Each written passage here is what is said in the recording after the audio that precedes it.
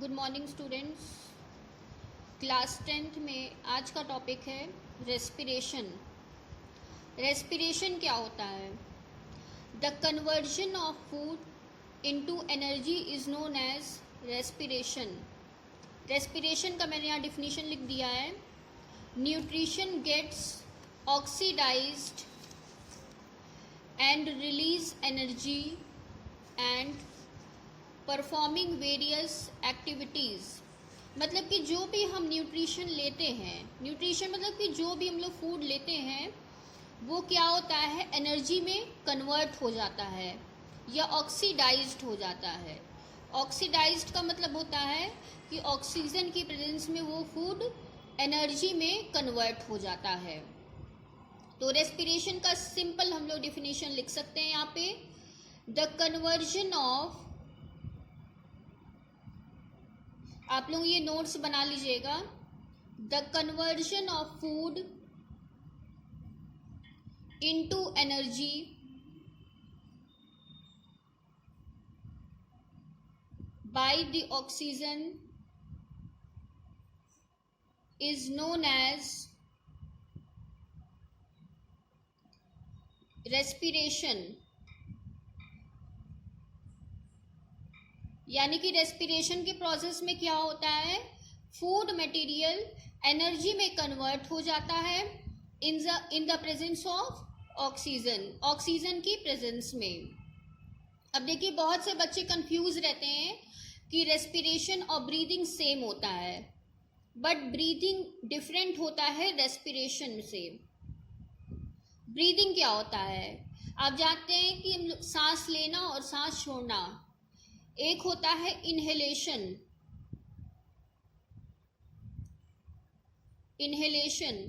Inhalation मतलब होता है सांस अंदर खींचना, और दूसरा होता है एक्सहेलेशन। एक्सहेलेशन को कहते हैं सांस बाहर छोड़ना। यानी कि ब्रीथिंग में क्या होगा, सांस अंदर खींचना और सांस बाहर छोड़ना। इनहेलेशन में हम लोग कौन सी गैस अंदर लेते हैं, ऑक्सीजन लेते हैं, और एक्सहेलेशन में कौन सी गैस बाहर आती है, कार्बन डाइऑक्साइड। तो ब्रीथिंग क्या हो गया, सांस अंदर लेना और सांस बाहर छोड़ना। लेकिन रेस्पिरेशन क्या होता है कि conversion of food into energy. जब हमारा फूड एनर्जी में कन्वर्ट हो जाता है तो उसे हम कहते हैं रेस्पिरेशन। सपोज ये हमारा फूड है, अब फूड में आप कुछ भी ले सकते हैं, मान लीजिए ग्लूकोज लेते हैं, 1 मॉलिक्यूल ग्लूकोज का हमने 1 मॉलिक्यूल लिया इन the presence of oxygen. Oxygen की प्रेजेंस में क्या होगा, ये फूड मॉलिक्यूल्स ब्रेक होगा और क्या बनाएगा, carbon dioxide plus water plus energy.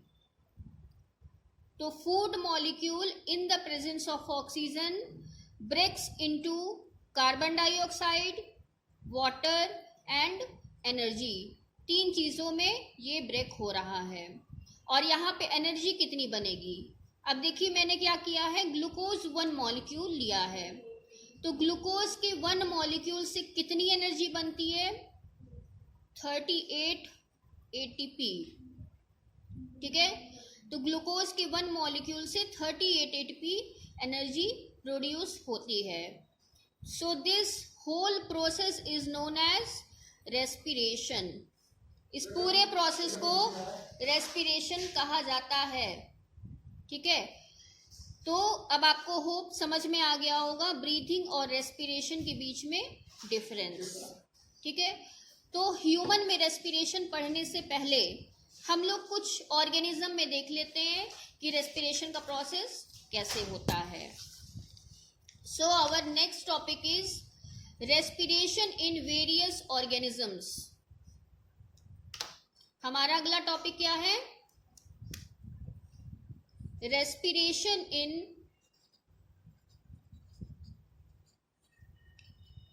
Various organisms.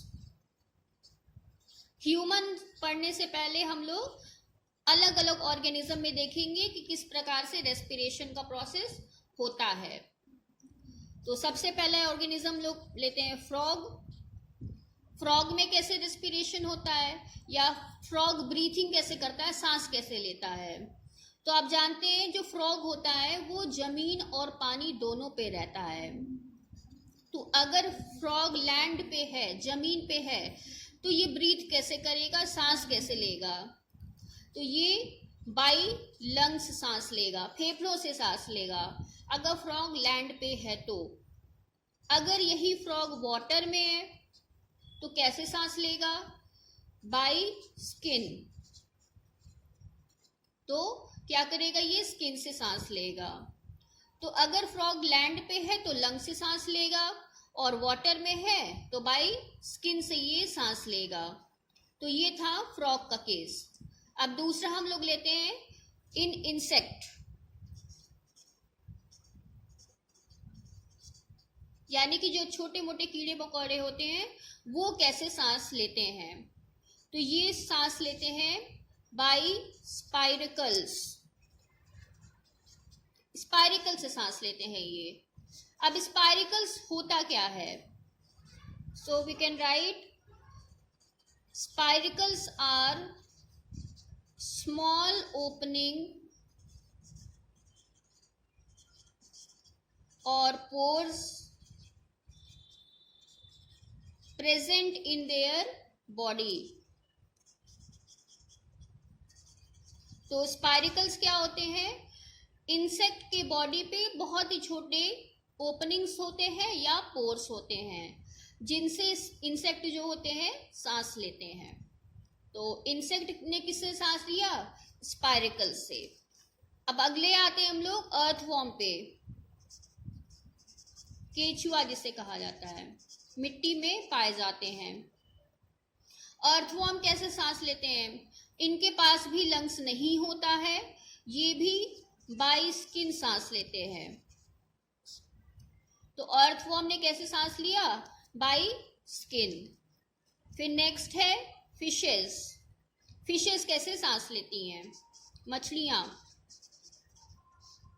Fishes सांस लेती हैं बाई गिल्स। गिल्स क्या होता है, फिशेस के बॉडी के ऊपर छोटे छोटे ओपनिंग्स होते हैं जिन्हें हम गिल्स कहते हैं। तो मछलियां सांस लेती हैं बाई गिल्स। अब आते हैं प्लांट्स पे, प्लांट्स कैसे सांस लेंगे। अब आप जानते हैं कि प्लांट्स में 3 पार्ट होते हैं mainly, root, stem and leaves. Plants में मेनली 3 पार्ट होते हैं। तो तीनों में अलग अलग ब्रीथिंग का प्रोसेस होगा, रेस्पिरेशन का प्रोसेस होगा। रूट में क्या होता है, रूट हेयर्स पाए जाते हैं, इसी रूट हेयर की मदद से रूट्स सांस लेते हैं। स्टेम में क्या पाए जाते हैं, लेंटिसेल्स। लेंटिसेल्स क्या होते हैं, बहुत ही छोटे ओपनिंग्स होते हैं जो हार्ड स्टेम में पाए जाते हैं। इन्हीं लेंटिसेल से स्टेम्स सांस लेते हैं। फिर थर्ड आ गया लीव्स। लीव्स में आप जानते हैं बहुत ही स्मॉल ओपनिंग, माइन्यूट ओपनिंग्स पाई जाती है लीव्स में, जिन्हें हम कहते हैं स्टोमेटा। तो लीव्स में प्रोसेस क्या, रेस्पिरेशन का प्रोसेस कैसे होता है, बाय स्टोमेटा। तो प्लांट्स में आप देख रहे हैं 3 चीजों से रेस्पिरेशन का, ब्रीथिंग का प्रोसेस हो रहा है, by root hairs, lenticels and stomata. तो ये थे कुछ ऑर्गेनिजम्स जिनमें रेस्पिरेशन या ब्रीदिंग का प्रोसेस अलग अलग तरीकों से हो रहा था। अब हम लोग पढ़ेंगे रेस्पिरेशन इन ह्यूमंस। ह्यूमंस में रेस्पिरेशन का प्रोसेस कैसे होता है, ये हम लोग अगले वीडियो में डिस्कस करेंगे। तब तक आप इसका नोट्स बना सकते हैं, जिससे आपको पढ़ते समय सुविधा रहेगी। तब तक के लिए नमस्कार।